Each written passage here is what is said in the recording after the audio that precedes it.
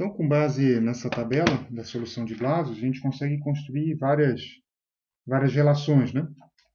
Ou seja, várias relações sem dimensão, já que a tabela, inclusive, ela era autossimilar. Desse tipo aqui, a gente vai ver outras, mas desse tipo aqui, tudo baseado com a tabela, né, obtida da solução de Blasio, né, em cima dessa tabela. Então, por exemplo, eu posso ir além, né? Eu posso chegar e querer saber, por exemplo, um problema típico de camada limite. Eu quero saber, por exemplo, no fim dessa placa, digamos que essa placa tem 1 metro, por exemplo, de distância, né? No fim dessa placa, qual seria a espessura, né, da minha camada limite, ó, qual seria o delta, né, onde é que ela acaba, no bordo de fuga, por exemplo, né? Então, como é que eu faço, né? Eu pego simplesmente e uso essa relação. Então, eu quero achar, essa aqui vai ser minha incógnita, eu vou substituir aqui o meu x pela minha distância, a partir do bordo de ataque. Então, por exemplo, se eu tenho 1 metro aqui, né? Podia ser qualquer coisa, meio metro, tanto faz, né? Eu tenho 1 metro, eu ponho aqui 1, né? Aí aqui dentro do número de Reynolds eu construo ele com esse comprimento 1, né? Aí eu pego a velocidade de corrente livre e a propriedade do fluido, né? Ni, no caso, né? Então, eu vou fazer o 0 vezes 1 metro dividido pelo Ni do fluido. Então, se for ar, eu pego o Ni do ar, né? E eu isolo o delta, então eu acho esse comprimento aqui no bordo de fuga, né? Desde que seja laminar, né? A gente está falando só de camada limite laminar, né? Depois eu posso querer o delta estrela, né? A espessura de deslocamento, né? Quanto que eu desloquei, né? A gente viu que isso aqui, né, esse delta asterístico, né? A gente viu que ele significa o quanto que a minha linha de corrente fronteiriça à camada limite, né, na vizinhança da região que eu quero, ali no caso, por exemplo, poderia ser a borda de fuga, o quanto que ela foi deslocada para cima, né? Então, o delta estrela é sempre menor que o delta, né? Como é que eu acho? Do mesmo jeito, né? Eu pego e isolo o delta estrela, se fosse 1 metro, né? Se eu quisesse no bordo de fuga, eu ponho aqui 1 metro, e aqui o Reynolds é a mesma coisa, né? Eu considero aqui a velocidade de corrente livre, né? O 0, eu pego o valor do x correspondente, se for 1 metro, eu ponho 1, dividido por Ni, né? E eu isolo, né, esse valor aqui do delta asterístico, né?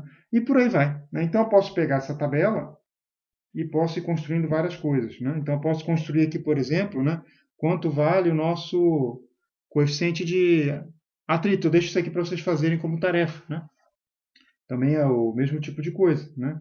Mesmo tipo de abordagem que a gente fez, né? A gente vai pegar e ver a definição do CF e obter esse valor, né? Então, se vocês lembrarem, para que serve isso aqui? Né? A mesma coisa. Eu quero, por exemplo, o meu coeficiente de atrito, né, numa dada posição x aqui da placa. Uma dada posição x aqui, ó. Tanto faz, né? Eu escolho uma posição. Eu quero saber quanto que vale o meu CF numa dada posição, né?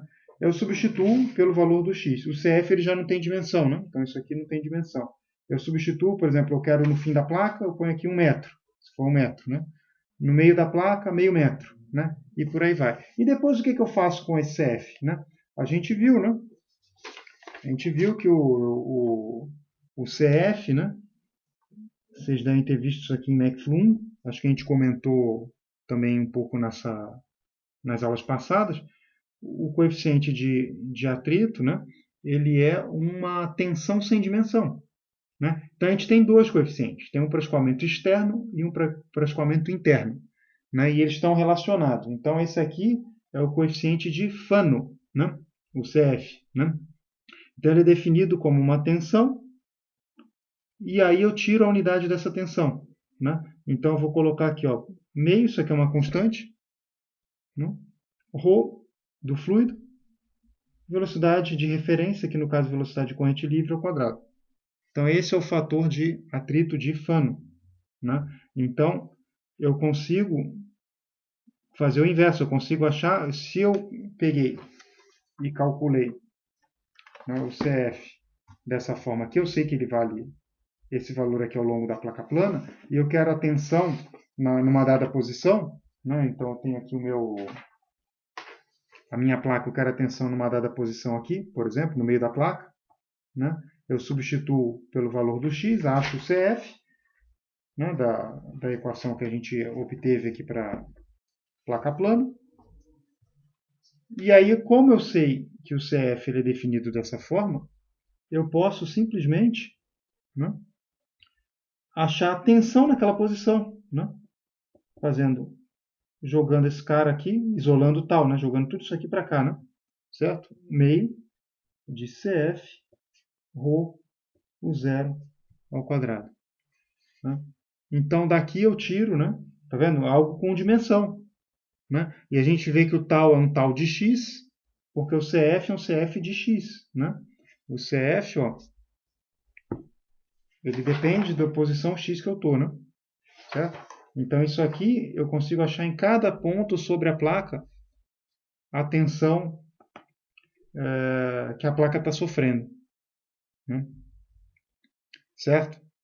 Então isso aí não tem muito mistério, né? Então a gente consegue ir achando tudo que a gente quer, né? Então a gente consegue achar outras relações, ó.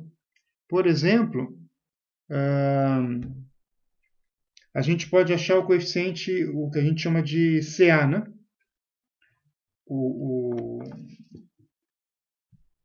O coeficiente de arrasto, né? Então a gente chama isso aqui de coeficiente de atrito, a gente pode achar o coeficiente de arrasto. Antes de falar disso, né? Então lembrando, vou pôr como observação, ó, esse aqui é o coeficiente de Fano. A gente tem um outro coeficiente que se chama coeficiente de Darcy. Né? Normalmente a gente usa o F só para o Darcy. O Darcy, que é esse coeficiente de atrito, não é a função de Blasius, hein? Cuidado, isso aqui é outra coisa. Às vezes a gente usa um lambda, às vezes a gente usa um F. Então isso aqui a gente usa para escoamento em tubo normalmente. Né? O CF para escoamento externo, por exemplo, escoamento no entorno de um aerofólio, né? Ou no entorno de uma esfera, por aí vai, a gente usa o CF. Para escoamento interno, né, escoamento no interior de um tubo, por exemplo, a gente vai usar o F. Né? E esse F ele é definido da mesma forma, só que a única coisa que muda é a constante. Né? No coeficiente de Darcy, a gente põe um oitavo. Né? E aparece ρ, o zero ao quadrado. Então, eles estão relacionados. Ó. Tá vendo? E aqui, quando eu calculo tal, eu faço um oitavo desse cara daqui. Né? Então, esse daqui, ó, eu poderia escrever como 8 tal, o zero ao quadrado, e esse aqui seria 2, né? Esse aqui seria 2 tal, o zero ao quadrado. Então isso mostra para a gente que os dois estão relacionados, né? Então o coeficiente de Darcy é igual a 4 vezes o coeficiente de Fano. Tá? Então eles estão relacionados, o que muda é a constante.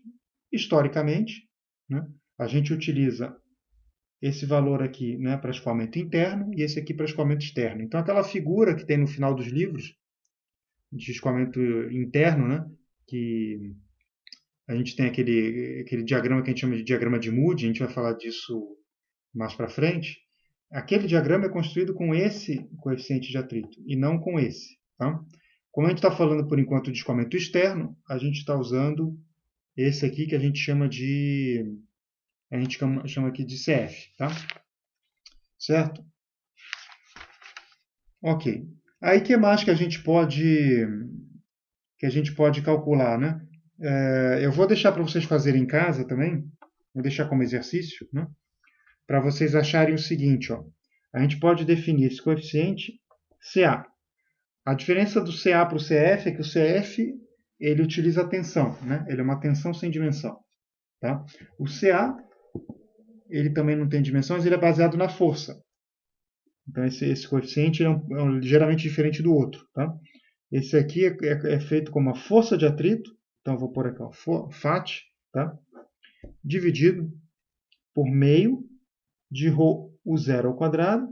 Então isso aqui tem unidade de tensão, a gente tinha visto na definição do CF, ó, era tensão dividido por ρ zero ao quadrado. Vocês podem pegar e colocar a dimensão aqui se quiser no SI. Vocês vão ver que isso aqui vai dar alguma coisa, né, em Newton por metro quadrado ou Pascal. Né? E aqui vai ficar faltando alguma coisa, eu preciso pôr uma área. Né? Então, no caso da placa plana, a gente vai pôr a largura da placa e o comprimento. Tá? A largura, né, perpendicular ao papel. Né? Então, a gente pega aqui nessa figura aqui, a largura seria no eixo Z, né, saindo aqui, né, perpendicular ao papel. Né? Tá? Então, se vocês fizerem isso aqui, Né? Se vocês fizerem isso aqui, eu vou deixar para vocês fazerem como tarefa, vocês vão achar o seguinte, 2 vezes 0,664, né? 2 vezes 664 sobre Reynolds de x elevado a meio. Desculpa, que é meio. Raiz de Reynolds de x. Né? 2 vezes 0,664 menos elevado a meio. Esse cara aqui é exatamente a relação que a gente tinha achado para o CF. Né? Então, esse aqui é o nosso CF. Tá? De forma que a gente achou, então, que para uma placa plana com um perfil laminar, né, uma camada limite laminar, a gente tem que o CA é igual a 2 vezes o CF. Tá? E esses dois são usados para escoamento externo. Tá? Não é a mesma coisa que está aqui. Né? Esse aqui é o coeficiente de atrito de Fano, que é usado em escoamento interno. Tá? Então, em escoamento externo a gente tem o CF e o CA, e o CA é 2 vezes o CF. Tá? E o F, ou lambda, que é o coeficiente de Darcy, que é usado em escoamento interno, é 4 vezes o CF. Tá? Então, cuidado para não confundir todos esses coeficientes. Tá? E como é que eu uso aqui o CA? É a mesma coisa. Né? Se ao invés da tensão eu quiser obter a força num dado ponto da placa, porque isso aqui depende do x, esse aqui depende do x, e o próprio CA depende do x, né? Porque o CF depende também do x. Né? Então, como é que eu faço para achar, né? Eu tenho aqui minha placa de novo. Eu quero saber qual a força, né? Aqui num dado trecho, por exemplo, aqui da minha placa. Né? Como é que eu faço? Né? Eu tenho que substituir, né? Certo? Eu substituo. Então, eu estou indo, né, até x igual a um dado valor, eu substituo x por esse valor e isolo a força de atrito. Então, vai ficar a força de atrito igual a meio de CA ρ U ao quadrado, bx e por aí vai. Né? Ou seja, a gente isola, a gente fica alguma coisa assim, ó, força de atrito igual a meio de CA ρ o zero ao quadrado, bx, tá vendo? Então, é assim que a gente vai encontrando, tá? Certo? Não? Ok. Aí é o seguinte, ó. Se a gente considerar as relações integrais, né, se vocês lembram daquelas aulas das equações integrais, né, a gente tinha achado o seguinte, ó. A gente tinha achado, então eu vou colocar aqui, ó, das relações, né, integrais. Ó. Vocês peguem aquelas aulas lá de relação integral. Né? A gente achou, né, que o CA era igual, né, a 2θ sobre L. Isso está lá. Eu não lembro qual é a aula, mas está lá, está no YouTube. Tá? E a gente tem que o CA sobre 2, obviamente, é igual a θ sobre L. Né? O CA sobre 2 é igual ao CF. Né? Esse aqui é o nosso CF. A gente acabou de ver, né? Está aqui em cima. O CA é igual a 2CF. Então, CA sobre 2 é igual ao CF. Né? Então, θ sobre L é igual ao CF. Né? Então, isso aqui a gente já posto x igual a L. Tá? Eu poderia fazer a mesma coisa com x. Né? Então, se eu não me engano, na aula está até com x. Tá? Eu pus aqui com L como se fosse o comprimento da placa. Ó. Mas eu pego aqui né, o valor, né? Uma posição qualquer. Tá? Não tem problema, não muda nada. Mesma coisa. Certo? Agora, por que a gente fez isso? Se eu quiser achar uma expressão de θ sobre x, e eu já conheço, já tenho uma expressão para CF, que está aqui embaixo, está aqui, né? Então, eu já tenho a expressão para θ sobre x, né? Então é comum vocês acharem isso aqui em livro. A gente já tem baseado na expressão do CF, então, θ sobre x é igual a 0,664, né? Reynolds de x elevado a meio. Então a gente tem isso ali. Mais uma relação, por exemplo. Né? Tá? Então, e por aí vai, né? Por aí a gente vai achando um monte de coisa. Né? E aí, antes de terminar, a gente pode achar mais uma relação, que é o seguinte, tem um fator que a gente chama de H, que a gente define como delta estrela sobre θ. Né?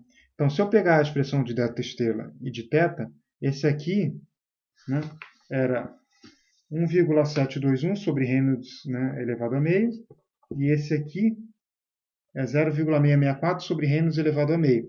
O denominador dos dois é o mesmo, então só sobra os numeradores, 1,721 sobre 0,664, né? Isso aqui dá 2,59. Então, esse aqui é mais uma relação, né? E esse H a gente chama isso de fator de forma. Né? Então, isso aqui é H igual a fator de forma.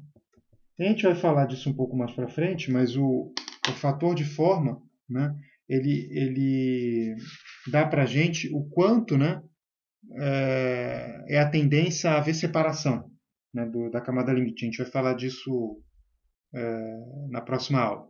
Tá? Então, o da placa plana é o valor de referência, né, 2,59, né, e placa plana sem gradiente de pressão. Né, e a gente vai ver o que acontece quando esse valor é maior, né, do que esse 2,59. Tá?